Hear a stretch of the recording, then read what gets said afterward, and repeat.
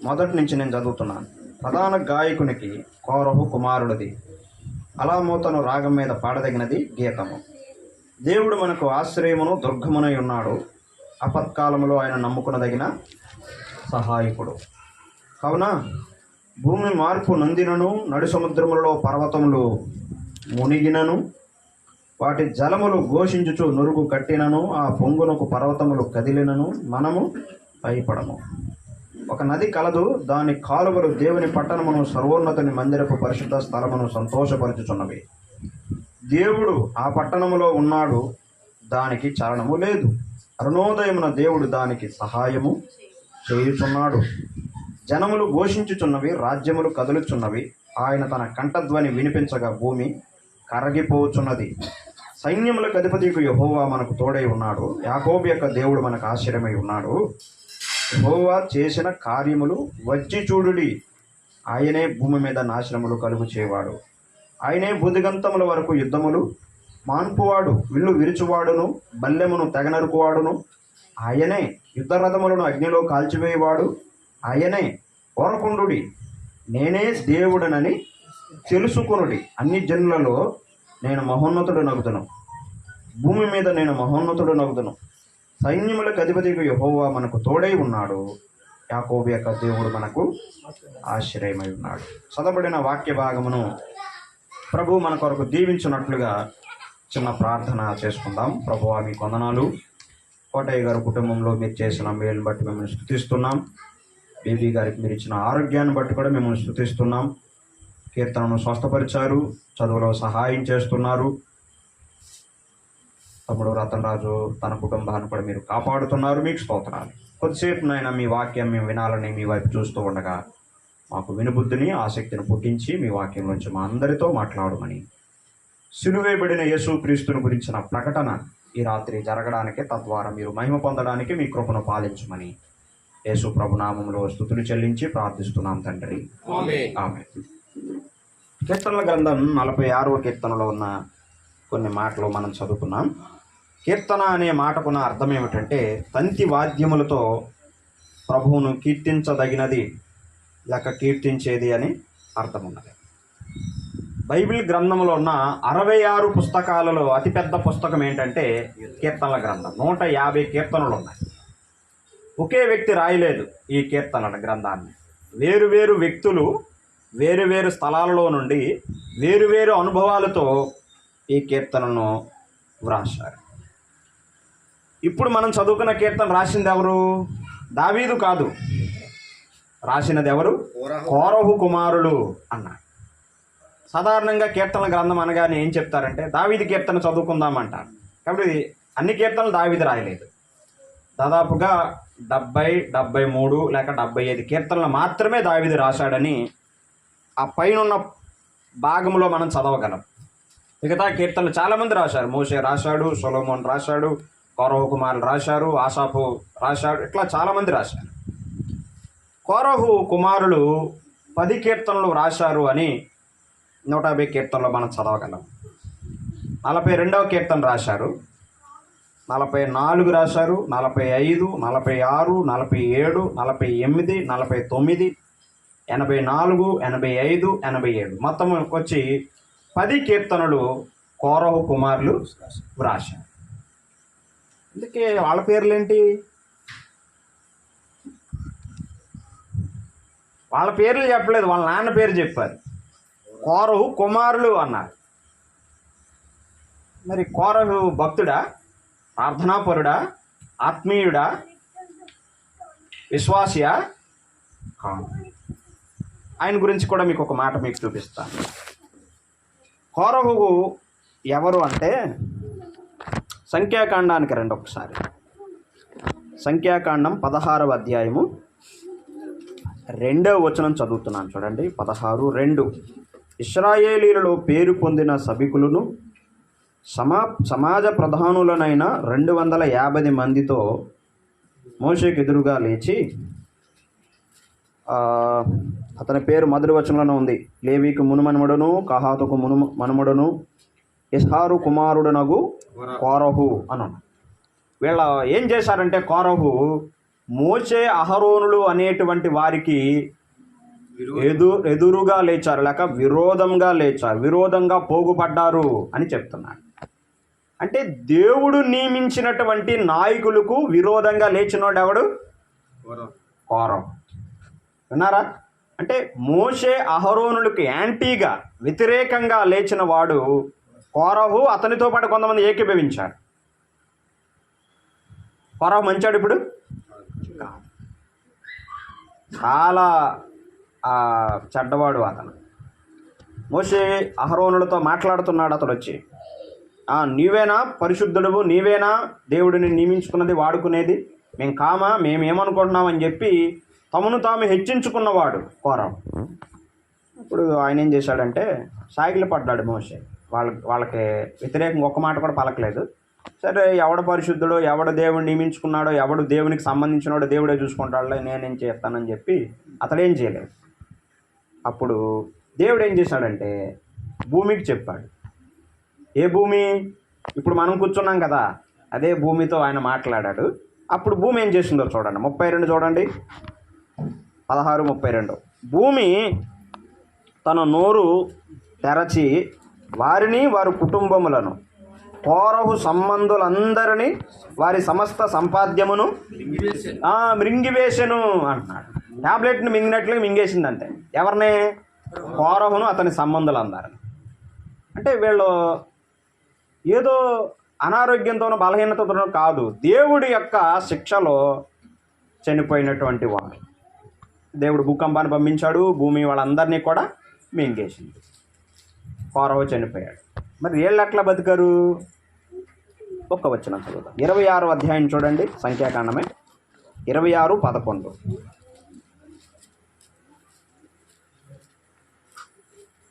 ఆ 10 వచనంలో కూడా ఉన్నది. నేను ఇప్పుడు అదంతా చదవట్లేదు, జస్ట్ 11వ వచనంలో చదువుతున్నాను. అయితే కోరహు కుమారులు చావలేదు. 26:11.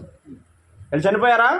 ఆ భూకంపంలో వీళ్ళు చనిపోలేదు. అంటే దాని అర్థం ఏంటంటే తండ్రి చేస్తున్న పాపంలో వీళ్ళు ఏకీభవించలేదు. తండ్రి తప్పు చేస్తున్నాడని తెలిసిన వీళ్ళు ఏం చేశారు? మా నాన్నే కదా, మా డాడీయే కదా అని చెప్పి కోరహు కుమారులు వాళ్ళ నాన్నతోటి కలవలేదు, ఏకీభవించలేదు.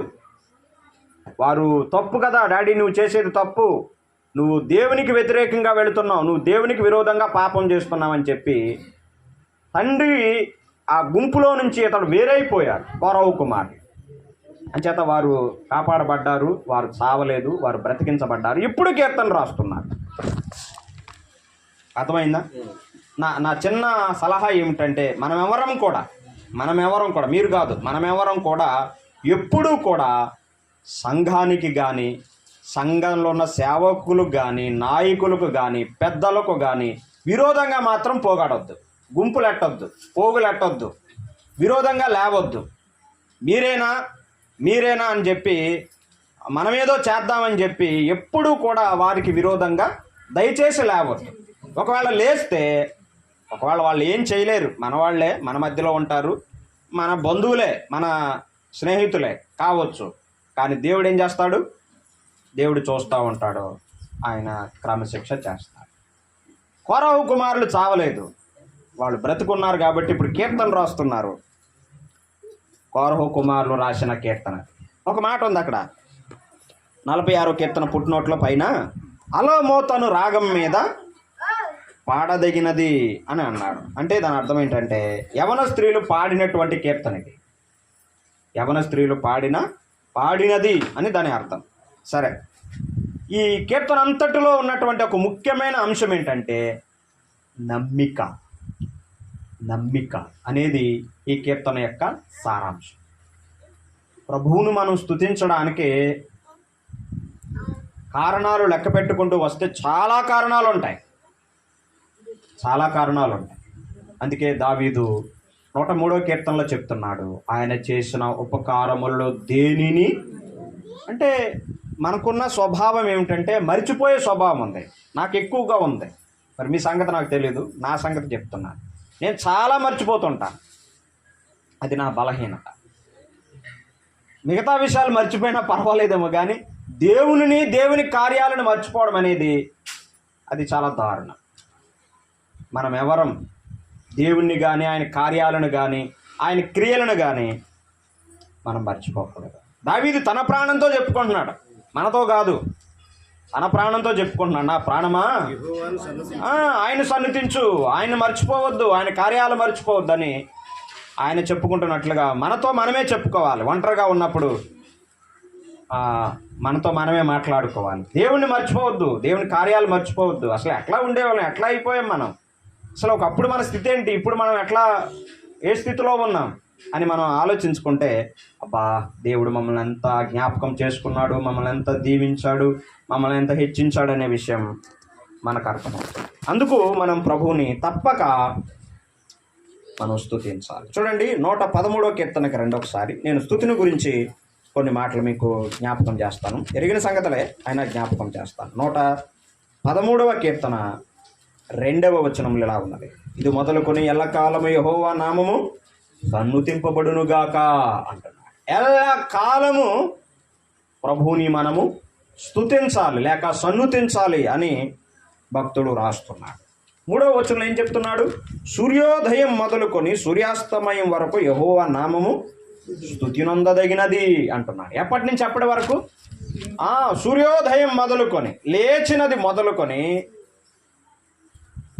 సూర్యాస్తమయం వరకు, సాయంకాలం వరకు, ఇలా సూర్యుడు అస్తమించే వరకు ఆయన నామము స్తుతింపదగినది. మనం ప్రతి సమయంలో కూడా ప్రభువుని స్తుతించాలని ఆ వచనం చెప్తుంది. అంటే పొద్దున ఒకసారి సాయంత్రం ఒకసారి స్తుతించాలని కాదు, సమయానికి తావులేదక ప్రతి సమయంలో ప్రభువును మనం స్తుతించాలని ఆ కీర్తనకారుడు చెప్తున్నాడు. ఒకసారి ఒక్క పేజీ తెప్పండి, 115వ కీర్తన 18వ వచనం కూడా చూడండి. 115:18. మేమైతే, మనమందరం కలిసి చెప్పాల్సిన మాట అయితే మేమైతే ఇది మొదలుకొని నిత్యము యెహోవాను స్తుతించెదము, యెహోవాని స్తుతించడు. ఎంతకాలం స్తుతిద్దాం? అప్పుడప్పుడా? ఉదయం సాయంత్రమా? కాదు, ఎల్లకాలము, నిత్యము, ప్రతిరోజు ప్రతి సమయంలో ప్రభువును మనం స్తుతించాలి. ఒక సీక్రెట్ చెప్తాను, గుర్తుపెట్టుకోండి. మనం ఆశీర్వదించబడ్డానికి ఒక సూత్రం ఏంటో తెలుసా? ప్రభువుని స్తుతించినవి. దేవుని ఎవరైతే ఎక్కువగా స్తుతిస్తారో వారు ఆశీర్వదించబడతారు. మరలా చెప్తున్నా, ఎవరైతే ప్రభువుని ఎక్కువగా స్తుతిస్తారో తమ జీవితంలో ప్రభువా అని ప్రతినిత్యము ఆయన చేసే కార్యాలను క్రియలను జ్ఞాపకం చేసుకొని ఆయనని ఎవరైతే ఎక్కువగా స్తుతిస్తారో వారు ఎక్కువగా ఆశీర్వదించబడతారు. నేను దీన్ని మీకు వచనం ఆఖరిలో చూపిస్తాను, ముగింపులో.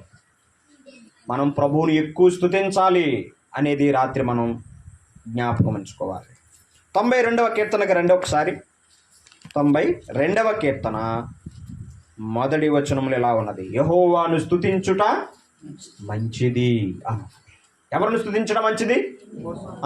దేవుణ్ణి మనం స్తుతించాలి, ఆయన్నే మనం స్తుతించాలి. ఆయన ద్వారా మేలు పొందుతున్నాం, ఉపకారాలు పొందుతున్నాం, ప్రయోజనాలు పొందుతున్నాం, ఆశీర్వాదాలు పొందుతున్నాం. ఆయనను మనం స్తుతించుట అనేది మంచిది. అమ్మా, మీరు దేవుణ్ణి స్తుతిస్తున్నారా? మీ ఇంటిళ్ళ పాది కలిసి దేవుణ్ణి స్తుతిస్తున్నారా? ఆలోచించండి. మహోన్నతుడా, నీ నామమును కీర్తించుట మంచిది. ఎవరిని కీర్తించుట మంచిది? మహోన్నతుల్ని. ఆయన ఎవరు అనుకుంటున్నారు? యేసు ప్రభు సామాన్యుడు, బాలుడిగా పుట్టాడు, నజరేతులో పెరిగాడు, యెరూషలేములో ఆయన చనిపోయాడు, సమాధి చేయబడ్డాడు. ఆయన కాదు. అక్కడ వరకే మనం ఆలోచిస్తున్నాం, అంత మాత్రమే కాదు. ఆయన ఎవరు? మహోన్నతుడు, మానవ జ్ఞానానికి అందని వాడు, అంతు చెక్కని వాడు, అంత అత్యున్నతుడు ఆయన. యెషయా చదువుతాం, భూమి ఆయన పాదపీఠం, భూమి ఆయన పాదపీఠము అని చెప్పాడు. ఆయన సింహాసనం ఆయన పాదపీఠం. అంతా మరి అత్యున్నతుడు. ఆలోచించండి. అసలు మనకు అర్థం కూడా కాడు. ఆయన జీవితకాలం సరిపోతాడు. కానీ ఒక 100 జీవితాలు జీవిద్దాం, ఒక 1000 సంవత్సరాలు బతికితే ఆయన ఏమైనా అర్థమవుతాడంటే అది కూడా అర్థం కాదు మనకి. మన జీవితం సరిపోదు ఆయన అర్థం చేసుకోవడానికి. ఆయన మహోన్నతుడు, ఆయన కీర్తించుట మంచిది, స్తుతించడం మంచిది, కీర్తించడం మంచిది. మూడో మాట మీరు చెప్పండి. ప్రచురించుట మంచిది అని చెప్పాడు అక్కడ కదా. సితారాతోనూ ప్రచురించుట మంచిది. ఈ రాత్రి కూడికేంటి? స్తుతించుట, కీర్తించుట మాత్రమే కాదు, ప్రచురించుట. ఇదిగోండి, ప్రభు మాకు కార్యం చేశాడు, మా కష్టకాలములో, మా ఆపత్కాలములో, మా దుఃఖ దినములో ఆయన మాకు సహాయపడ్డారండి. అందుకు మేము చిన్నగా కృతజ్ఞతగా, ఏదో ఉడతా భక్తి అంటారు చూసారా, ఆ మాట అన్నట్లుగా చిన్నగా మేము ఏదో ఈ కూడిక ద్వారా ప్రభు మాకు చేసిన కార్యాన్ని మేము ఇతరులకు ప్రచురిస్తున్నాం, లేక తెలియచేస్తున్నాం అని చెప్పడం. స్తుతించడం మంచిది, కీర్తించడం మంచిది, ప్రచురించడం మంచిది. ఎందుకు ఈ మూడు చేయాలి మరి? స్తుతించడం, కీర్తించడం, ప్రచురించడం, ఇవన్నీ ఎందుకు చేయాలి? ఆ తర్వాత వచనంలో ఉంది చూడండి, 92:4. ఎందుకనగా అన్నాడు. ఎందుకు? కారణం చెప్తున్నాడు. ఎందుకనగా యెహోవా నీ కార్యము చేత నీవు నన్ను సంతోషపరు. ఏం చేశాడంటే ఆయన కార్యం చేశాడు. ఆయన కార్యం చేయకపోతే మనం బాగుపడతామా? స్వస్థత పొందుకోగలమా? మన జీవితాలు ఎట్లా ఉంటాయి అసలని ఆలోచించండి. అంటే దేవుడు ప్రతి వ్యక్తి జీవితంలో ఆయన తన కార్యాలని జరిగించి ఏమిస్తున్నాడు? మనకే సంతోషం ఇస్తున్నాడు. దేవుడు మాత్రమే మనకు సంతోషాన్ని ఇవ్వగలిగిన వాడు, మన దుఃఖాన్ని పోగొట్టగలిగిన వాడు, మన దుఃఖాన్ని సంతోషభరితముగా ఆయన మార్చగలిగిన వాడు. వినండి, ఎందుకు మనం ఆయన స్తుతించాలి, ఎందుకు ఆయన కీర్తించాలి, ఎందుకు ఆయన ప్రచురించాలంటే ఆయన మానవ జీవితాలు లేక మన జీవితాల్లో ఆయన కార్యాలు జరిగించి మనకి సంతోషం ఇస్తున్నాడు. మరి బేబీ గారి విషయంలో కానీ, వారి కుటుంబ విషయంలో కానీ, వారి అనారోగ్య విషయంలో కానీ ప్రభువే తన కార్యాన్ని జరిగించాడు. తగిన సమయంలో మంచి వైద్యం అందడానికి, స్వస్థత పొందడానికి ఆ కార్యాన్ని ప్రభువే చేశాడు. మరి తర్వాత సంగతి నాకు తెలియదు, కానీ మనం బలంగా నమ్మాలి ఆ విషయాలు. దేవుడే నన్ను బాగు చేశాడు, దేవుడే నన్ను స్వస్థపరిచాడు, దేవుడే కార్యం చేశాడు, మాదేమీ లేదు అని మనం యథార్థంగా ఒప్పుకొని ప్రభువుని మనం హెచ్చించడం మన భక్తి జీవితంలో మనం నేర్చుకోవాలి. చెప్పండి, యెహోవాను స్తుతించుట మంచిదా కాదా? మంచిది. కీర్తించుట మంచిది, ప్రచురించుట మంచిది. మరి మంచిది మనం ఎందుకు చేయకూడదు? తప్పక చేయాలి. చేయడం కాదు, తప్పకుండా చేయాలి. మనం ఆయన స్తుతించాలి, ఆయన కీర్తించాలి, ఆయన ప్రచురించాలి. అది ప్రభువే చెప్తున్నాడు. ఇవన్నీ మంచివి, మనకు మేలు కలిగించేవి, మనకు మేలుని సమకూర్చేవని మనం గుర్తుపెట్టుకోవాలి. ఒకసారి రండి, 46 కీర్తనకు రండి. కోరహు కుమారులు ఏం చెప్తున్నారు, వారి అనుభవంలో నుంచి దేవుని గురించి వారు ఏం రాస్తున్నారో ఆత్మ ద్వారా వాటిని కొద్దిగా మనం జ్ఞాపకం చేసుకుందాం. 46వ కీర్తనలో ఉన్న ముఖ్యమైన అంశం ఏం చెప్పాను నేను? నమ్మిక. ఏంటండి? నమ్మిక, కాన్ఫిడెన్స్ అని ఉంది ఇంగ్లీష్లో. 46వ కీర్తన 11 వచనాలు ఉన్నాయి. నేను ఒకసారి ఆ విభజన చెప్తాను, అది చెప్పి కొద్దిగా నేను వివరించి కూర్చుంటాను. చూడండి, మొదటి 3 వచనాల్లో కోరవ కుమారులు ఏం రాస్తున్నారంటే ఛాలెంజ్ ఆఫ్ కాన్ఫిడెన్స్ రాస్తున్నారంటే నమ్మిక మరియు దాని సవాలు రాస్తున్నారు. అసలు ఎందుకు మనం ఆయన నమ్మిక ఉంచాలి, ఎందుకు మనం నమ్మిక ఉంచాలి, నమ్మిక ఉంచడం ద్వారా ఆయన ఏం చేస్తాడో దాని యొక్క అవసరతను గురించి వారు రాస్తున్నారు.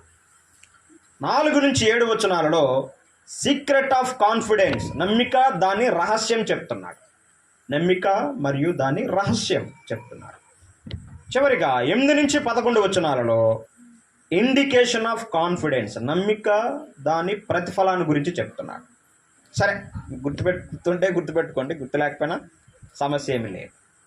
మొత్తం మీద కీర్తన అంతట్లో చెప్తున్న ఒకే ఒక బలమైన మాట ఏంటంటే, ఎవరైతే యేసుక్రీస్తునందు నమ్మిక ఉంచుతారో, విశ్వాసం ఉంచుతారో, ఆయన వారికి ఎలాగూ సహాయపడతాడో, వారికి ఆయన ఎలాగున ఉంటాడో అనేది ఈ కీర్తనలో చెప్తున్నాడు. నేను 4 మాటలు చెప్తాను, ఆ మాటలు మాత్రం బలంగా హృదయంలో మీరు నాటుకోవాలి. నంబర్ 1 చూడండి, 46వ కీర్తన మొదటి వచనం. దేవుడు మనకు ఎలా ప్రారంభించాడు కీర్తనని? దేవుడు అనే మాటతో ప్రారంభించాడు. మన జీవితంలో ప్రారంభంలో అంటే మొదటిలో ఉండవలసిన వాడు ఎవరు? అమ్మ కాదు, నాన్న కాదు, అన్నయ్యలు కాదు, అక్కలు కాదు, అమ్మోళ్ళు కాదు, ఎవరు? దేవుడు. నేను నా జీవితంలో దేవునినే ప్రధానమైన వ్యక్తిగా, ప్రాముఖ్యమైన వ్యక్తిగా, ఆ మొదటి వరుసలో ఉండే వ్యక్తిగా నేను కలిగి ఉండాలి. అంటే నా జీవితం అంతటిలో ప్రథమ స్థానం ఎవరికి ఇవ్వాలి? నేను ప్రభువా మొదటి స్థానం నా భార్యకే ఇస్తాను, లేకపోతే మొదటి స్థానం నా భర్తకే ఇస్తాను, మిగతా స్థానంలో ఎక్కడో చోటు ఉండు ప్రభు అంటే, సరేలేమ్మ ఏదో స్థానం ఇచ్చావు కదా నేను సరిపెట్టుకుంటానని ఎక్కడో చోట సర్దుకునేవాడు కాదు ఆయన. ఆయన ఉంటే గనక మొదటి స్థానంలోనే ఉంటాడు. 2, 3, 4, 5 ఎట్లా ఆయన ఎక్కడ పడితే ఎక్కడ సర్దుకునేవాడు కాదు. ఆయనకు అవసరం లేదు కూడా. నాకు ఆయన కోరుకునే స్థానం ఏంటంటే ప్రథమ స్థానం, కేంద్ర స్థానం, ముఖ్యమైన స్థానం. మనం ఆయన్ని ప్రేమించాలి, ఆయన గౌరవించాలి, ఆయన ఘనపరచాలి, ఆయన హెచ్చించాలి, ఆయనకు ప్రథమ స్థానం ఇవ్వాలి. అది కారణం 1:1 ఏమున్నది? ఆది యందు దేవుడు భూమి ఆకాశాలను సృజించను. ఆది యందు ఎవరున్నారు? ఆదిలోనే కాదు, నా జీవితంలో, మన జీవితాల్లో కూడా ప్రారంభంలో, ఆ మొదట్లో, ఆ స్థానంలో దేవుణ్ణి ఉంచాలి. టాప్ 3 ప్రయారిటీస్ అని 3 ప్రాముఖ్యమైన సంగతులు ఉన్నాయి. నంబర్ 1 ఏంటంటే మన జీవితంలో, విశ్వాసుల జీవితంలో ప్రథమ స్థానం ఎవరికి ఇవ్వాలో తెలుసా? దేవునికి ఇవ్వాలి. డబ్బు కాదు, ఉద్యోగానికి కాదు, ఇంకెవరికి ఇవ్వకూడదు. నంబర్ 1 ఎవరికే? దేవునికి. రెండో స్థానం ఎవరికి ఇవ్వాలి మీరు చెప్పాలి. నేను అస్తమానం రాను, మీకు తెలుసు, అప్పుడప్పుడు వస్తూ ఉంటాను కాబట్టి కొంచెం ఎక్కువసేపే చెప్తాను, మీరు ఓపికగా వినాలి. మీరు వింటారు, నాకు తెలుసు. చెప్పాలి. రెండో స్థానం ఎవరికి ఇవ్వాలంటారు? రెండవ స్థానం ఎవరికి ఇవ్వాలంటే కుటుంబానికి ఇవ్వాలి. కరెక్ట్ చెప్పడతాం. రెండవ స్థానం ఎవరికి? కుటుంబానికి ఇవ్వాలి. ఒకవేళ మేము దేవుని పని చేస్తున్నాం అనుకోండి, దేవుని పని కూడా కాదు రెండవ స్థానం. ఉద్యోగం చేస్తున్నాం అనుకో, ఉద్యోగం కూడా కాదు రెండవ స్థానం. రెండవ స్థానం ఎవరికి ఇవ్వాలి? కుటుంబమే ప్రధానమైనది. దేవుని తర్వాత అత్యంత ప్రాముఖ్యమైనది కుటుంబం. భార్య, భర్త, పిల్లలు, దాన్ని చాలా ప్రాముఖ్యంగా మనం ఎంచాలి. ఎక్కువ కుటుంబాలు నష్టపోవడానికి, దెబ్బతినడానికి గల కారణం ఏంటంటే కుటుంబానికి సరి అయినటువంటి ప్రాముఖ్యతను ఇవ్వకపోవడమే. అర్థమవుతుందండి? మన కుటుంబాలు ఆరోగ్యవంతమైన కుటుంబాలుగా, అభివృద్ధి చెందిన కుటుంబాలుగా ఉండకపోవడానికి గల కారణం ఏంటంటే మన కుటుంబాల పట్ల సరి అయినటువంటి శ్రద్ధ, జాగ్రత్త తీసుకోకపోవడమే.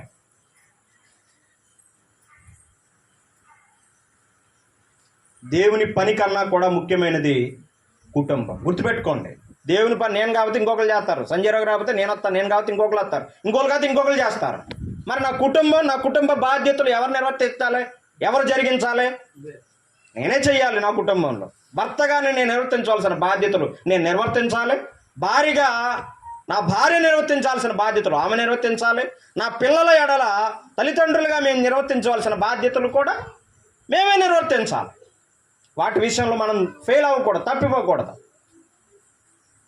ఎప్పుడైతే ఈ విషయాలు దెబ్బతింటాయో ఆటోమేటిక్గా కుటుంబం వీక్ అయిపోతుంది, బలహీనమైపోతుంది. కానీ దేవుని ప్రణాళిక ఏంటంటే దేవునికి ప్రథమ స్థానం ఇవ్వాలి, దేవుని తర్వాత కుటుంబానికి ఇవ్వాలి. ఒకవేళ మీ ఆర్డర్లో ఏమైనా తేడా పాడాలు ఉంటాయి కనుక రాత్రి సెట్ చేసుకుని వెళ్ళండి. మొదటి స్థానం దేవునికి, రెండవ స్థానం కుటుంబానికి, మూడవ స్థానం ఎవరికి ఇవ్వాలి? దేవుని పనికి, దేవుని సంఘానికి, మిగతా విషయాలన్నింటికి కూడా మనం ఇవ్వచ్చు, తప్పేం కాదు. అర్థమవుతుంది కదండి? మూడవ స్థానం దేవుని సంఘానికి కానీ, దేవుని పనికి కానీ, దేనికైనా ఇవ్వండి. ఆర్డర్ మాత్రం మార్చొద్దు. మార్చారా మొత్తం పోతుంది. దేవునికి మనం ప్రథమ స్థానం ఇవ్వాలని దేవుడు కోరుతున్నాడు. దేవుడు మనకు ఆశ్రయమును దుర్గమునై ఉన్నాడు. నంబర్ 1 ఏంటంటే ఎవరైతే యేసు ప్రభునందు విశ్వాసం ఉంచుతారో దేవుడు వారికి ఎలా ఉంటాడంటే ఆశ్రయముగా ఉంటాడు. అది మొదటి పాయింట్. ఎలా ఉంటాడు? ఆయన ఆశ్రయముగా ఉంటాడు. ఆయన ఆశ్రయముగా ఉంటాడు అని చెప్తున్నాడు. కొన్ని వచనాలు మీకు చదువుతాను చూడండి. 91వ కీర్తనరండి. నేనే త్వరగా కొన్ని వచనాలు చదివేస్తాను. ఆయనే నాకు ఆశ్రయము, నా కోట, నేను నమ్ముకును నా దేవుడని నేను యెహోవాను గూర్చి చెప్పుచున్నాను. ఎవరైనా ఆశ్రయం? ఆయనే. ఆయన కూడా కాదు, ఆయనే. దేవుణ్ణి మనం ఆశ్రయంగా కలిగి ఉండాలి. దేవుణ్ణి మనం ఆశ్రయంగా కలిగి ఉండాలి. 4వ వచనం చూడండి. ఆయన తన రెక్కలతో నిన్ను కప్పును, ఆయన రెక్కల కింద నీకేం కలుగుతుంది? ఆశ్రయం కలుగుతుంది. ఆయన రెక్కలు అంటే దాని అర్థం ఏంటి? రెక్కలు అంటే దేవునికి ఏమైనా రెక్కలు ఉన్నాయని అర్థమా? కాదు. మన పెద్దోళ్ళు అంటూ ఉంటారు, రెక్కాడితే కానీ డొక్కాడు. రెక్కలు అంటే మనకేం రెక్కలు లేవు, మన చేతులే మన రెక్కలు. దేవుని చేతులలో మనకేం కలుగుతుందండి? ఆశ్రయం కలుగుతుంది, భద్రత కలుగుతుంది, మనకు కాపుదల కలుగుతుంది ఆయన చేతుల్లో. కాబట్టి ఆయన యందు నమ్మిక ఉంచిన వారికి, ఆయన యందు విశ్వాసం ఉంచిన వారికి ఆయన ఆశ్రయముగా ఉంటాడు. ఎప్పటి నుంచి ఎప్పటి వరకు ఆయన ఆశ్రయంగా ఉంటాడో 71వ కీర్తన 5వ వచనంలో చెప్తున్నాడు. నా ప్రభువా యెహోవా, నా నిరీక్షణాస్పదము నీవే, బాల్యము నుండి నా ఆశ్రయము నీవే. ఎప్పటి నుంచి?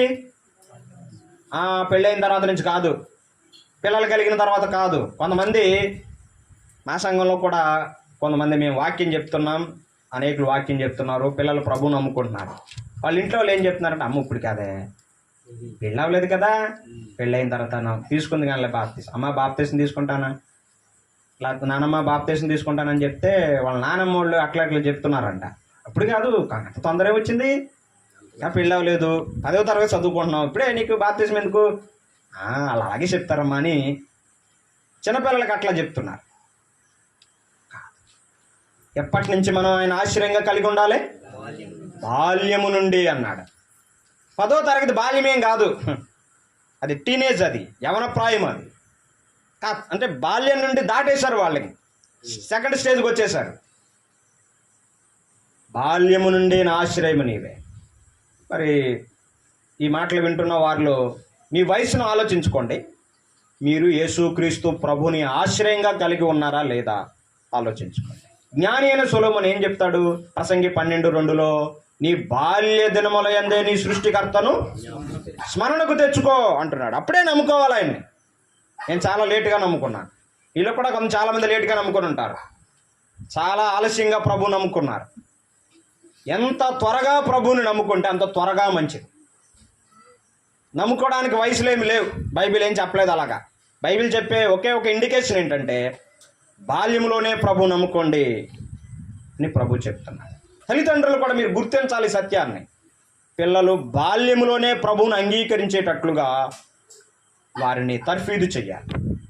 వాళ్ళకి యవన ప్రాయం వచ్చింది అనుకోండి, మీ మాట వింటారా? అబ్బే, మీ మాట వినరు.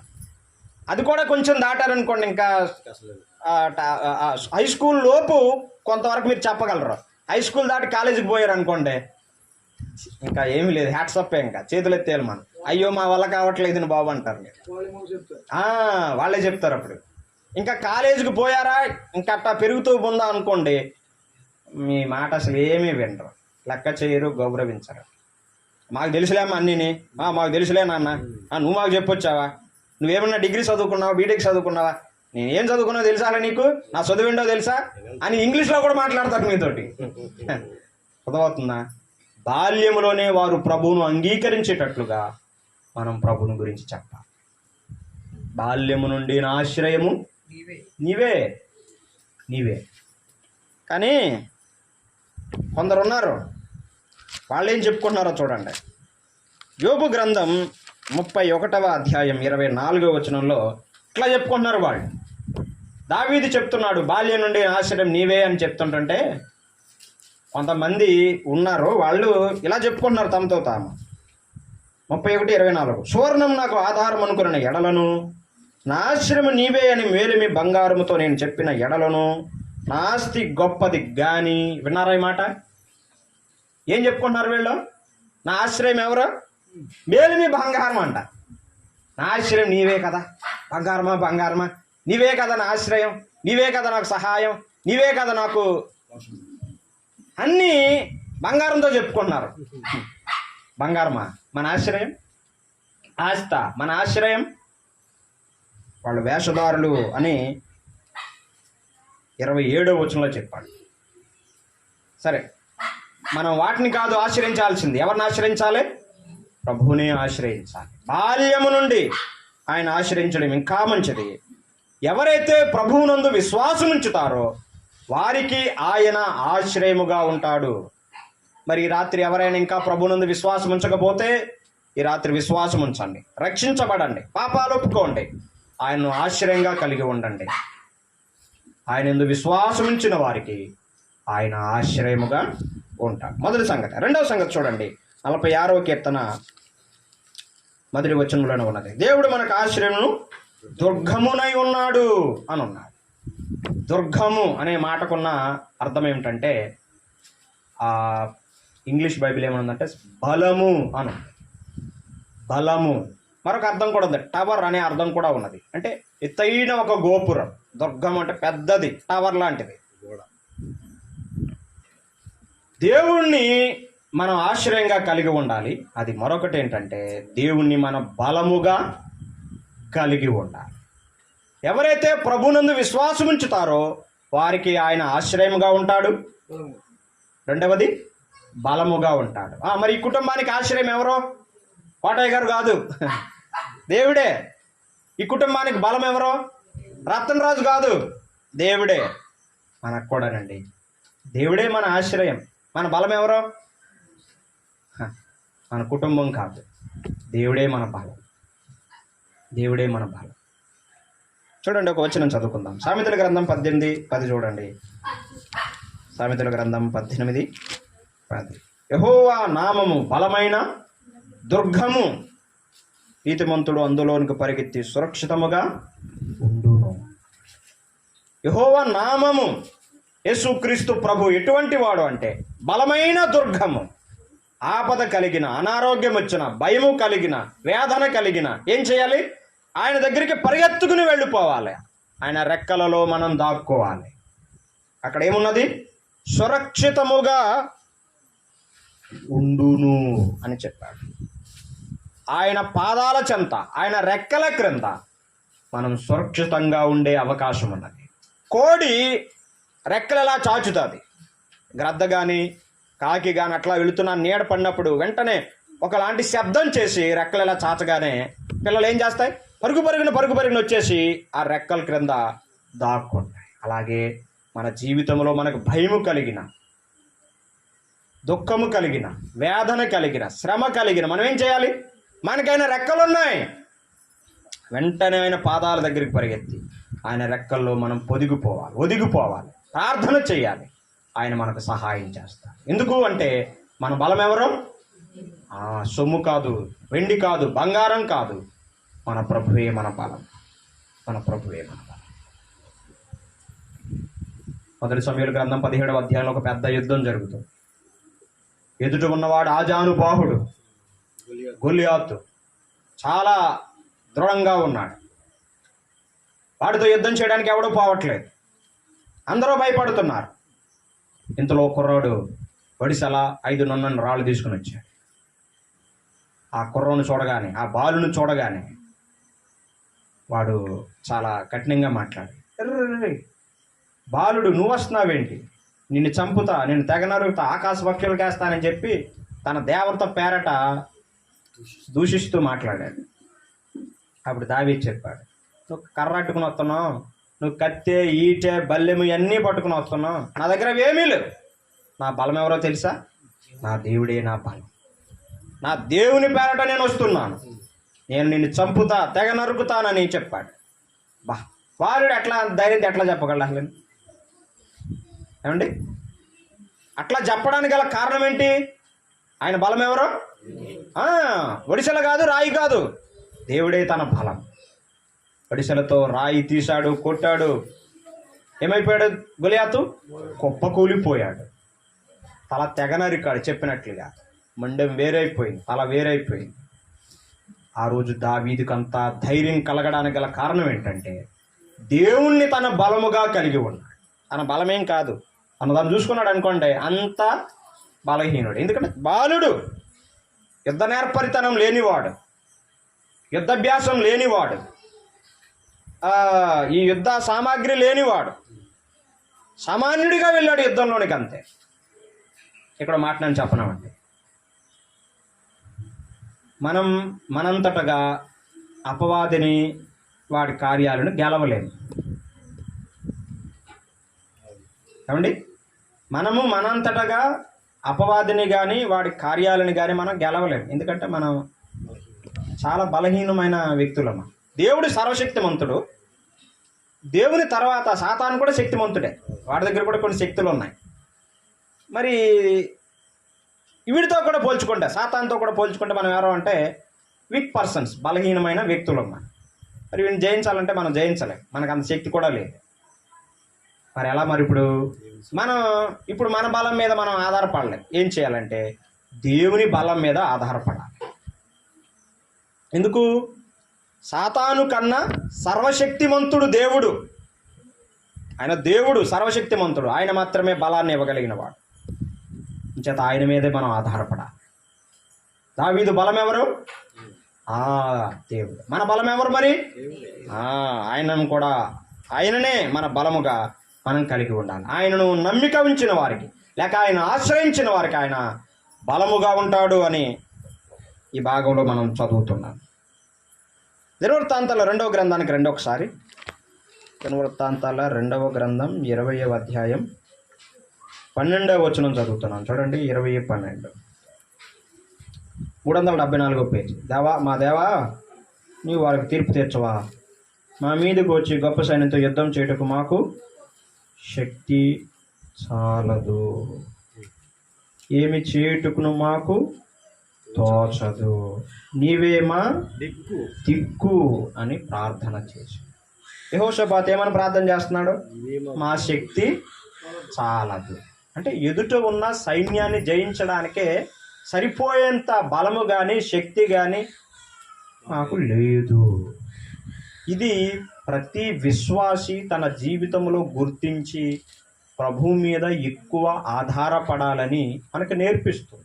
దినదినము మనం ఏం చేయాలంటే, ప్రభువా, ఈ పాపాన్ని జయించడానికి నాకు తగిన శక్తినివ్వు ప్రభువా, ఈ శోధనను జయించడానికి తగిన శక్తిని మీరు ఇవ్వండి ప్రభు అని ఆయన మీద దినదినము ఆధారపడాలని మనకు నేర్పిస్తుంది. మా శక్తి చాలదు, ఏం చేయాలో కూడా మాకు తోచదు. ఏమీ తోచనప్పుడు ఏం చేయాలి? ఎదురు చేయాలా? ఏమీ తోచనప్పుడు ఏం చేయాలంటే ప్రార్థన చేయాలి. ఏమన్నా అర్థమవుతుందా? ఏమీ తోచనప్పుడు నీవే మా దిక్కు. మనకు దిక్కు ఉంది, తూర్పు దిక్కు కాదు. దిక్కులు చూడకండి, ఆ దిక్కు ఈ దిక్కు చూడకండి. మనకు ఒకే ఒక దిక్కు ఉంది, మన ప్రభువే మన దిక్కు. ఏ దిక్కు నుంచి మనకు సహాయం రాకపోయినా పర్వాలేదు,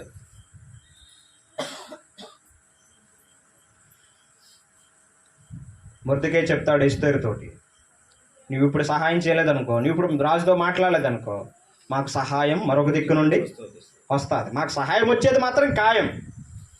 అది దేవుడు నీ ద్వారా చేయడానికి అవకాశం ఇస్తున్నాడేమో, ఒకసారి నువ్వు ఆలోచించుకో. ఒకవేళ నువ్వు మౌనంగా ఉన్నా పర్వాలేదు, దేవుడు మాకు మరో దిక్కు నుంచి మాకు సహాయం చేస్తాడు. మన దిక్కు మన ప్రభువే. దిక్కులు చూడద్దు, ఇంకా ఆయన వద్దకు రావడం, నీవే మా దిక్కు ప్రభు అని. ఏమి తోచనప్పుడు, బలహీనులమైనప్పుడు మనం ప్రార్థన చేస్తే, అమ్మాయ్యా వినండి, మన దేవుడు ఎప్పుడు మారలేదు, ఎప్పుడు మారడు కూడా. నిన్న నేడు ఏకరీతగా ఉన్నాడు ఆయన. ఆయన శక్తి కూడా పనే బలహీనుడైపోయాడు, వృద్ధుడైపోయాడు. అబ్బో ఎప్పటి నుంచో ఉన్నాడో, ఏండ్ల తరబడి ఉన్నాడు, బాగా ముసలోడు అయిపోయాడు. అప్పుడు ఏదో బలం ఉంది కాబట్టి చేయగలిగాడు, ఇప్పుడు బలహీనుడు అయిపోయాడు కాబట్టి ఆయన ఏం చేయలేడు అనడానికి కూడా దేవుడు బలహీనుడు కాదు. ఆయన చెయ్యం కూడా కురచ కాలేదని చెప్పి యెషయా గ్రంథంలో చెప్తాడు. ఆయన చెయ్య కురచ కాలేదు, ఆయన బలహీనుడు కూడా. మన దేవుడు మార్పు లేనివాడు, ఆయన తప్పక మనకు సహాయం చేస్తాడు. మనం చేయాల్సింది మనం చేస్తే, ఆయన చేయాల్సింది ఆయన సమయంలో చేస్తాడు. సరే, మనం అనుకునే సమయంలో ఆయన చేయకపోయినా ఆయనకంటూ కొన్ని సమయాలు ఉంటాయి. ఆయన సమయాల్లో ఆయన మాత్రం తప్పక మనకు సహాయం చేస్తాడు. దేవుడు ఏం చేశాడంటే, వీళ్ళ ప్రార్థన విని, సరే మీరేం చేయనక్కర్లేదు అబ్బాయిలు, నేను చెప్పింది చేయండి అని చెప్పాడు. మీరేం చేయాలో తెలుసా? యుద్ధానికి ముందు, సైన్యానికి ముందు పాటలు పాడేవారిని, స్తుతించేవారిని పెట్టమన్నాడు. ఎక్కడైనా యుద్ధంలో ఆర్కెస్ట్రా వాళ్ళని, సింగర్లని పెడతారండి? ఎక్కడ ఏ యుద్ధంలోనూ పెట్టరు అట్లాగా. ఏ యుద్ధంలో జరగదు అలాగా. యుద్ధంలో బాగా పోరాడే వాళ్ళని, కత్తులు తిప్పేవాళ్ళని, లేకపోతే యుద్ధ ట్యాంకులను, అట్లీట్లని పెడతారు. దేవుడు ఏం చెప్పాడు? అయ్యి కాదు పెట్టాల్సింది, పాడేవారిని పెట్టండి, కీర్తించేవారిని పెట్టండి, వాయించేవారిని పెట్టండి అని చెప్పాడు. పెట్టారు, పాడారు, స్తుతించారు, కీర్తించారు. ఏం జరిగిందో తెలుసా? ఆ ఎదుట వచ్చిన సైన్యం వాళ్ళకి వాళ్ళే చంపేసుకుని చచ్చిపోయారు అందరు. వీళ్ళు ఏం చేయలేదు ఎంతకనే. వీరు పాడారు, స్తుతించారు, కీర్తించారు. శత్రువులు ఏం చేశారంటే దేవుడు వాళ్ళని ఒకసారి తారుమారు చేశాడు, ఎవడికి వాడే చంపేసుకుని చచ్చిపోయారు. అర్థమైందా? శత్రువులకు తమకు తామే హాని చేసుకుని అందరూ చచ్చిపోయారు. అప్పుడు ఒక లోయలో జరిగింది ఇదంతానే. అప్పుడు ఆ లోయకు ఒక పేరు పెట్టారు. చూడండి అక్కడ 20 అధ్యాయం 26 వచనం. 4వ దినమున వారు బెరాకా లోయలో కూడిరి. అక్కడ వారు యెహోవాకు కృతజ్ఞతాస్తుతులు చెల్లించినందున నేటి వరకు నా చోటికి బెరాకా లోయ అని అర్థం ఉంది. ఆ లోయ పేరు ఏంటండి? బెరాకా లోయ. కింద బెరాకాకి అర్థం ఇచ్చాడు, బ్రాకెట్లో ఏం చెప్పాడు? ఆశీర్వాదం అని చెప్పాడు. అర్థమైందా మీకు? మొదట్లో చెప్పినట్టున్నాను. స్తుతించుట ద్వారా ఆశీర్వాదాలు పొందుతాం. బైబిల్ చెప్పింది, నేను కాదా మాట. ఎవరైతే తమ జీవితంలో దేవుణ్ణి స్తుతించుట ముఖ్యమైన లక్ష్యముగా, ఆ భాగముగా అర్థం చేసుకుంటారో వారు ఎక్కువ ఆశీర్వదించబడతారు. మనం స్తుతించే విషయంలో పేదోళ్ళుగా ఉండకూడదండి, కొరచా చేయగలిగిన వాళ్ళుగా ఉండకూడదు, పిసినారోళ్ళుగా ఉండకూడదు. మన సొమ్మేం పాదం, ఆయన్ని మనం ఎక్కువగా స్తుతించడం అనేది నేర్చుకోవాలి. సరే, మన ఆశ్రయం ఎవరండి? దేవుడు. మన బలం ఎవరు? ఆయన యందు ఎవరైతే విశ్వాసం ఉంచుతారో వారికి ఆయన ఆశ్రయంగా ఉంటాడో వారికి బలంగా ఉంటాడు. 3వ వచనం చూడండి, 3వ సంగతి చూద్దాం. 46వ కీర్తనకు రండి. 46వ కీర్తన 1వ వచనం. ఆపత్కాలములో ఆయన నమ్ముకొనదగిన సహాయకుడు. ఎవరైతే ప్రభువునందు విశ్వాసం ఉంచుతారో, నమ్మిక ఉంచుతారో వారికి ఆయన సహాయకుడుగా ఉంటాడు, సహాయముగా ఉంటాడు. ఏ సమయంలోనండి? ఆపత్కాలములో అన్నాడు. అంటే మనం అనుకొనని సమయంలో, మనం ఊహించని సమయాల్లో, మనకు ఎదురయ్యే శ్రమలు, శోధనలు, కష్టాల్లో ఆయన మనకు ఎలా ఉంటాడు? సహాయకుడిగా ఉంటాడు. భర్త సహాయకుడిగా ఉండకపోవచ్చు ఆ సమయంలో, భార్య సహాయకరంగా ఉండకపోవచ్చు, కానీ దేవుడు మాత్రం తప్పగా ఆ సమయంలో ఆయన మన సహాయకుడుగా, మన పక్షంగా ఆయన నిలుస్తాడు. 118వ కీర్తనలో ఒక మాట ఉంది, దేవుడు మన సహకారి అని ఉంటుంది. మీకు అనుమానం ఉంటే చూడండి, మీకు చూపిస్తాను. మీరు ఎత్తుకో, కొంచెం అనుమానంగా చూస్తున్నారు నాకు. 118వ కీర్తన 7వ వచనం చూడండి. 118:7. యెహోవా నా పక్షం వహించి నాకు సహకారి అయి, ఎలా ఉన్నాడండి ఆయన? సహకారి. మన పక్షంగా ఉంటాడు, మనకు సహకారిగా ఉంటాడు. దేవుడు ఎవరండి? ప్రభు ఎవరు? మన సహకారి. 145వ కీర్తన కూడా చూడండి ఒకసారి. 145:9 కూడా చూడండి. 145 కీర్తన 9వ వచనం. యెహోవా కొందరికి ఉపకారి అని అంటే అలాగుందా? అందరికీ ఉపకారి. ఈ కుటుంబానికి ఆయన ఉపకారం చేసేది, ఆయనకేమన్నా వీళ్ళైన అభిమానులా? ఏమీ కాదు, అందరికీ ఉపకారి. యెహోవా మన సహకారి, యెహోవా మన ఉపకారి. ఆయన ద్వారా మనం ఎన్ని ఉపకారాలు పొందుతున్నామో ఆలోచించండి. ఆయన ద్వారా ఎన్నిసార్లు మన సహకారం పొందామో ఆలోచించండి. బ్యాంకులు మనకు సహాయం చేయకపోవచ్చు, సహకార బ్యాంకులను ఉంటాయి కదా, మన సహకారం చేయకపోవచ్చు, కానీ మన దేవుడు మాత్రం ఎన్నడూ మనకు సహకారంగా మాత్రం ఉండకుండా మానడు, ఉండడు అని మనం గ్రహించాలి. ప్రభువు మన సహకారి, ప్రభువు మన ఉపకారి. దావీదు ఏం చెప్తాడు 23వ కీర్తనలో? యెహోవా, చెప్పరేంటండి 23వ కీర్తన అదిరి వచ్చిన మొత్తం ఫెయిల్ అయిపోయినట్టు ఇప్పుడు అంతా నీకు చెప్పకపోతే మీరు. ఆయన నా కాపరి, యెహోవా నా కాపరి, నాకు ఏమి కలగదు. దావీదు ప్రభువుని కాపరిగా కలిగి ఉన్నాడు. మన ఉపకారి, మన సహకారి, ఆయనే మన కాపరి. ఆయనను కాపరిగా కలిగి ఉన్నాడు. ఎవరైనా లేరా ఈ రాత్రి ఇక్కడ ఈ వాక్యం వినేవారిలో యేసుక్రీస్తు ప్రభువుని మీ కాపరిగా కలిగి ఉండకపోతే ఈ రాత్రి అయినా ఆయనని మీ కాపరిగా అంగీకరించమని మీకు ప్రేమతో మనం చేస్తున్నాం. ఆయనే మన కాపరి, ఆయనే మన సహకారి, ఆయనే మన ఉపకారి అని ఈ రాత్రి మనం వింటున్నాం దేవుని వాక్యంలో నుంచి. దినవృత్తాంతాల 2వ గ్రంథానికి రండి. అక్కడ ఒక్క సంఘటన మీకు జ్ఞాపకం చేసి నేను ముందుకు వెళతాను. దినవృత్తాంతాల 2వ గ్రంథం 14వ అధ్యాయం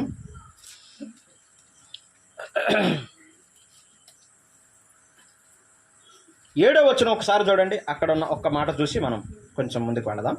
14:7 దినవృత్తాంతాల 2వ గ్రంథం 14:7.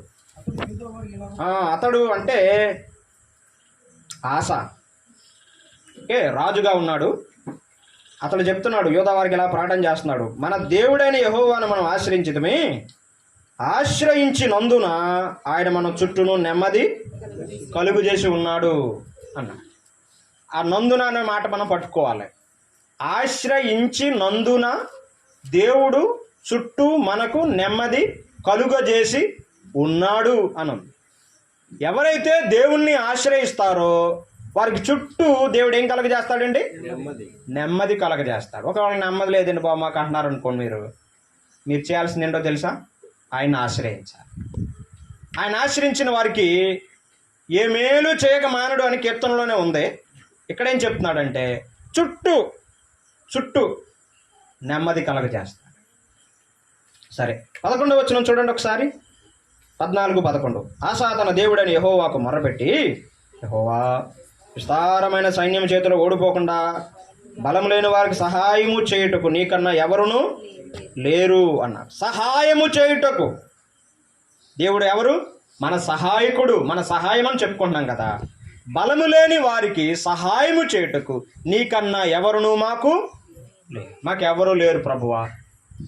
నీకు మించిన సహాయం చేయగలిగిన వారు, నీవు చేయగలిగిన సహాయానికి మించి సహాయం చేయగలిగిన వారు మాకెవరూ లేరు ప్రభువా. మా దేవా యెహోవా మాకు సహాయము చేయుము, నిన్నే నమ్ముకొని ఉన్నాము అని చెప్పి ఆశ కూడా ప్రార్థన చేశాడు. ప్రతి మాట మనల్ని ఆలోచింపజేసే మాట, మనల్ని చాలా బలపరిచే మాటలు. నిన్నే నమ్ముకొని ఉన్నాం, నీవే మాకు సహాయం చేయి అని చెప్పి ఆశ ప్రార్థన చేశాడు. సహాయము అడిగే వారికి ఆయన తప్పక సహాయం చేస్తాడు. మానవులు సహాయం చేయకపోవచ్చు, అందరూ సహాయం చేయకపోవచ్చు, అడిగినంత మేరలో కూడా సహాయం చేయకపోవచ్చు. 1000 రూపాయలు అడిగితే నా దగ్గర 100 రూపాయలు ఉన్నాయి బాబు, నేను అంతకుమించి సహాయం చేయలేను అని కూడా చెప్పొచ్చు. మనము అడిగినంత సహాయం ఇతరులు మనకు చేయకపోవచ్చు, కానీ మనము అడిగిన దానికంటే, ఊహించిన దానికంటే అత్యధికముగా చేయగలిగిన వాడు ఎవరు? మన ప్రభువేనండి. ఆయనే మన ఆశ్రయం, ఆయనే మన బలము, ఆయనే మన సహాయం. కాబట్టి ఎవరైతే ప్రభువునందు విశ్వాసం ఉంచుతారో లేక నమ్మిక ఉంచుతారో వారికి ఆయన ఆశ్రయంగా ఉంటాడు, వారికి బలముగా ఉంటాడు, వారికి సహాయకుడుగా ఉంటాడు. అక్కడ మాట చెప్పి నేను ముగిస్తాను. 46వ కీర్తన.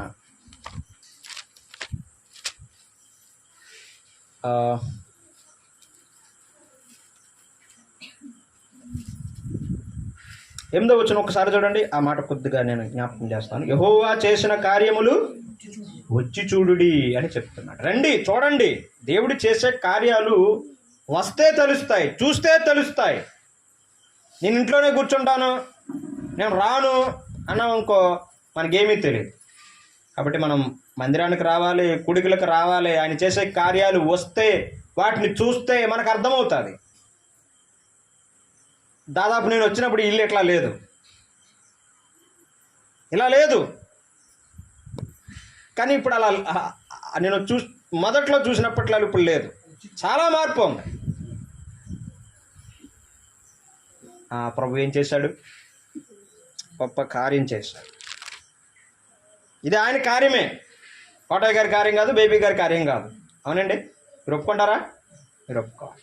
దేవుని కార్యం మనం చూస్తే అర్థమవుతుంది. ఆహా, ఎంత గొప్ప ఇల్లునిచ్చాడు, కుటుంబాన్ని ఎలాగో మార్పు చేశాడు. చూడండి, ఇంట్లో ఉన్న పరిస్థితులు కూడా అప్పట్లాగా ఇప్పుడు ఉన్నాయా, లేకపోతే ఏమైనా మార్పు ఉన్నాయా? చాలా మార్పు వచ్చింది. ఆయనే కదా మార్పు చేసేవాడు. మనం ఎవరు మార్చగలం? ఒకవేళ మార్చే శక్తి మనకుంటే మొత్తం ఒళ్ళూరంతా మార్చేది కదా. మనకు అంత శక్తి లేదు, అంత సత్తా లేదు మనకి. ఆయనే మార్చేవాడు. మనం ప్రార్థన చేస్తాం, దేవుని వాక్యం చెప్తాం, ఈ పట్ల భారంతో మేము వేదనతో ప్రార్థన చేస్తాం. అంత మాత్రమే మేము చేయగలిగేది. కార్యమంతా ఆయనే చేస్తాడు. చూడండి, ప్రభు చేసే కార్యాలంతా ఆశ్చర్యకరంగా ఉంటాయో. వ్యక్తులలో కానీ పరిస్థితుల్లో కానీ ఆయన ఎన్ని మార్పులు, ఎన్ని కార్యాలు ఆయన జరిగించాడో చూడండి. మీ ఇంటికి వెళ్ళి మీరు కూడా చూసుకోండి. ఒకప్పుడు మన మన మన మనం మన పరిస్థితులు ఎట్లా ఉన్నాయి, ఇప్పుడు ఎట్లా మారిపోయినాయి, ఎట్లా ప్రభు కార్యం జరిగించాడో చూడండి. ఒకటే మనం నమ్మాల్సింది, ఇది దేవుని కార్యమే. ఈ కార్యాన్ని దేవుడే జరిగించాడు. ఒకవేళ మన ఇంట్లో కూడా అట్లా లేకపోతే మనం చెప్పాల్సింది, చేయాల్సింది ఏంటంటే, ప్రభువా మీ కార్యాన్ని నా పట్ల నూతనపరచండి, మా ఇంటి పట్ల నూతనపరచండి, నా భర్తను రక్షించు, నా భార్యను రక్షించు, నా పిల్లలను రక్షించు, నా గృహం విషయం ఇలాగ సహాయపడు ప్రభు అని మనం ప్రార్థన చేయాలి. ప్రభు సహాయం చేస్తాడు. ఆయన చేసే కార్యాలు వచ్చి చూడాలి, రావాలి, చూడాలి. అప్పుడు ఎవరెవరి కుటుంబాలు ఆయన ఎట్లాంటి కార్యాలు చేశాడో మనకెందుకు ఇట్లా ఉన్నాయనేది మనకు అర్థమవుతుంది. ముగింపులో 7, 11 2 వచనాలు చదువుతున్నాం చూడండి ఒకసారి. 46:7 సైన్యములకు అధిపతి యెహోవా మనకు తోడై ఉన్నాడు. 11వ వచనం, సైన్యములకు అధిపతి యెహోవా మనకు. ఒకటే వచనం కానీ 2 సార్లు చెప్పాడు. 7వ వచనంలో చెప్పాడు, 11వ వచనం కూడా చెప్పాడు. ఒకే మాట అది. ఆయన మనకు తోడై ఉండే దేవుడు. యెహోవా మనకు తోడై ఉన్నాడు అని ఉంటాడు కాదు, ఉన్నాడు. మనకు ఆ నిశ్చయిత ఉండాలి. దేవుడు నాకు తోడుగా ఉంటాడు కాదు, దేవుడు నాకు తోడుగా ఉన్నాడు. ఈ కుటుంబానికి దేవుడు తోడుగా ఉన్నాడు, నా కుటుంబానికి దేవుడు తోడుగా ఉన్నాడు అని మనం ధైర్యంగా చెప్పగలగాలి. అనుమానం లేకుండా, సందేహం లేకుండా, డ్యామ్ షూర్గా, ఖచ్చితంగా నా దేవుడు నా కుటుంబానికి తోడుగా ఉన్నాడు. దేవుడు తోడుగా ఉంటే 3 సంగతులు జరుగుతాయి. నేను త్వరగా చెప్పేసి ముగించేస్తాను. చూడండి, ఆదికాండం 39 రండి. 39వ అధ్యాయం. ఆదికాండం 39వ అధ్యాయం 2వ వచనం చూడండి. ఆదికాండం 39:2 యెహోవా యోసేపునకు తోడై ఉండెను గనక అతడు వర్ధిల్లుచు. దేవుడు మనకు తోడుగా ఉంటే మనము వర్ధిల్లుతాం. అక్కడ యోసేపుకు తోడుగా ఉన్నాడు గనుక యోసేపు వర్ధిల్లాడు. మనకు కూడా దేవుడు తోడుగా ఉన్నాడు అనుకోండి, మనం ఏమవుతామండి? వర్ధిల్లుతాం. దేవుని తోడు లేకుండా మనం వర్ధిల్లలేము. దేవుడు నాకు తోడుగా ఉండాలి, ప్రభువా యోసేపుకు తోడై ఉన్నట్లుగా నాకు నువ్వు తోడుగా ఉండండి అని మనం ప్రార్థన చేయాలి. యోసేపు తోడుగా ఉన్నాడు, యోసేపు వర్ధిల్లాడు. దేవుడు మనకు కూడా తోడుగా ఉంటే మనం కూడా వర్ధిల్లుతాం. 3వ వచనం చూడండి. యెహోవా అతనికంటే యోసేపుకు తోడై ఉండెననియు అతడు చేసినదంతయు అతని చేతిలో యెహోవా సఫలము చేసిననియు అతని యజమానుడు చూచినప్పుడు. యజమానునికి కూడా అర్థమైంది, అతడు ఏ పని చేసినా ఆ పనిలో అతడు సఫలత పొందుతున్నాడు, అభివృద్ధి పొందుతున్నాడు, విజయాన్ని పొందుతున్నాడు. ఎక్కడా కూడా ఫెయిల్యూర్ అనేది అతనికి ఎదురవ్వట్లేదు. దేవుడు తోడుగా ఉంటే వర్ధిల్లుతాం, దేవుడు తోడుగా ఉంటే సఫలతను పొందుతాం. 3వ మాట 21వ వచనం చూడండి. 39:21 అయితే యెహోవా యోసేపునకు తోడై ఉండి అతని యందు కనికరపడి అతని మీద చెరసాలకు అధిపతికి కటాక్షము కలుగునట్లు చేసెను. 23వ వచనం యెహోవా అతనికి తోడై ఉండెను గనుక ఆ చెరసాల అధిపతి అతని చేతికి అప్పగింపబడిన దేనిని గూర్చి విచారణ చేయక ఉండెను. అతడు చేయనది యావత్తు యెహోవా సఫలమగినట్లు చేశాను. దేవుడు మనకు తోడుగా ఉంటే మనం హెచ్చించబడతాం. నిజానికి అక్కడ యోసేపు చెరసాల్లో ఖైదీగా ఉన్నాడు కానీ ఖైదీగా లేడు. ఖైదీయే కానీ ఖైదీగా లేడు. ఖైదీల మీద అధికారిగా అతడు నియమించబడ్డాడు. కారణం ఏంటి? దేవుడు యోసేపుకు తోడుగా ఉన్నాడు. కాబట్టి దేవుడు మనకు తోడుగా ఉంటే మనం వర్ధిల్లుతాం, సఫలత పొందుతాం, హెచ్చించబడతామని యోసేపు జీవితం మనకు నేర్పిస్తుంది. 46వ కీర్తన. నేను ఒకసారి ఆ మాటలు జ్ఞాపకం చేసి కూర్చుంటాను. దేవుణ్ణి నమ్మిన వారికి, దేవుని యందు నమ్మిక ఉంచిన వారికి, విశ్వాసం ఉంచిన వారికి దేవుడు ఎలా ఉంటాడండి? మొదటి మాట చెప్పండి, ఆశ్రయముగా ఉంటాడు. రెండవది సహాయముగా లేక బలముగా ఉంటాడు. మూడవది సహాయకుడిగా ఉంటాడు. నాలుగవది తోడుగా ఉంటాడు.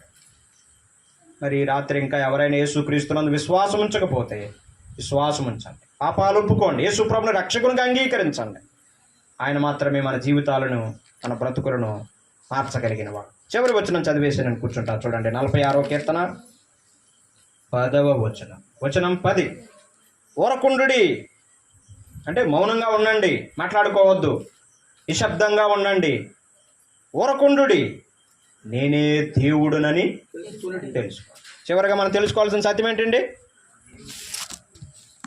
వేరే దేవుడు లేడు, నేనే దేవుడనని తెలుసుకో. యేసుప్రభువే నిజమైన దేవుడు, పాపులను ప్రేమించిన వాడు, పాపుల కొరకు పరలోకాన్ని విడిచిపెట్టి భూలోకానికి మానవుడిగా దిగివచ్చిన వాడు, రక్తాన్ని చిందించిన వాడు, ప్రాణాన్ని అర్పించిన వాడు, సిలువలో చనిపోయిన వాడు, సమాధి చేయబడ్డాడు, 3వ దినాన మరలా పునరుద్ధానుడిగా తిరిగి లేచాడు. ఆయన పాపాలు క్షమించడానికి, పరలోకాన్ని చేర్చడానికి ఆయనకు మాత్రమే అధికారం ఉన్నది, ఆయనకు మాత్రమే ఆసక్తి ఉన్నది. పొరకుండుడి, నేనే దేవుడునని తెలుసుకోండి. ఈ రాత్రి వరకు ఇంకా తెలుసుకొని వారు ఎవరైనా ఉంటే ఈ రాత్రి మీరు తెలుసుకొని ప్రభువును అంగీకరించి వెళ్ళాలని కోరుతూ ఈ మాటలు ముగిస్తున్నాను. చిన్న ప్రార్థన చేస్తాను. ప్రభువా, మీ వందనాలు. మీరెంత గొప్ప దేవుడో, మీరు ఎటువంటి కార్యాలు చేస్తారో మేము కొన్ని విన్నాం. వాటిని అందరూ హృదయాల్లో ఫలింపచేయండి. చేరువచ్చిన ప్రజలందరినీ, సంఘం అంతటినీ కూడా దీవించండి. కోటయ్య గారిని, ఏబీ గారిని, రతన్ రాజుని, చెల్లి ప్రియాంకను, వారి కుమార్తెను, చెల్లి కీర్తనను, కుటుంబాన్ని ఆశీర్వదించండి. కుటుంబాన్ని ఇంకా ఆత్మీయంగా అభివృద్ధి పొందించండి. ఇంకా అవసరాలు తీర్చండి, ఆరోగ్యాలు ఇవ్వండి. చేరువచ్చిన కుటుంబాలన్నింటినీ కూడా దీవించమని, సంఘాన్ని ఇంకా అంతకంతకు అభివృద్ధి పరచుమని, మీరు చేసిన కార్యములన్నిటి విషయమై మిమ్మల్ని స్తుతించుకుంటూ యేసు ప్రభు నామములో స్తుతులు చెల్లించి ప్రార్థిస్తున్నాం తండ్రి. ఆమేన్.